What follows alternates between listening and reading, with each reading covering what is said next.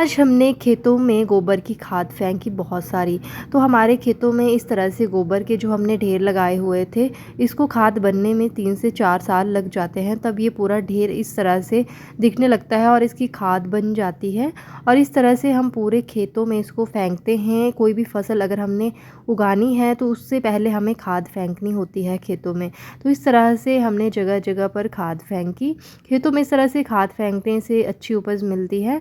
साथ में हम बैठ गए थे फिर रेस्ट करने के लिए, तो फिर मैं चली गई थी एप्पल के पेड़ के पास। मैंने देखा कि यहाँ पे कोई भी एप्पल अभी पका नहीं है, लेकिन एक एप्पल मुझे दिखाई दिया जो थोड़ा-सा पका हुआ, तो इसको मैंने तोड़ लिया था और इसको मैंने खाया। तो ये बहुत मीठा था, लेकिन अभी ये पके नहीं। एक बड़ा एप्पल मैं ले आई थी अपने साथ और फिर हम फिर से लग गए थे अपने काम में फटाफट से। तो इस तरह से ढेर को हमने पहले उखाड़ लिया और इसको अच्छे से पीट लिया। तसले में भरने के बाद इसको खेतों में दिया और फिर मैंने भी कुछ ढेर को इस तरह से उखाड़ा और पीटा।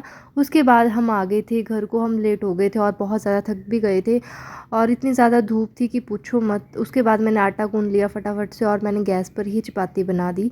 और उसके बाद वो लेके आने वाली थी सब्ज़ी बाहर से ही, तो मैंने फटाफट से चपाती ही बनाई और चपाती बना के कर दी थी यार। उसके बाद वो आ गए थे, फिर किया हमने डिनर। अब मैं मिलती हूँ आपसे कल, बाय।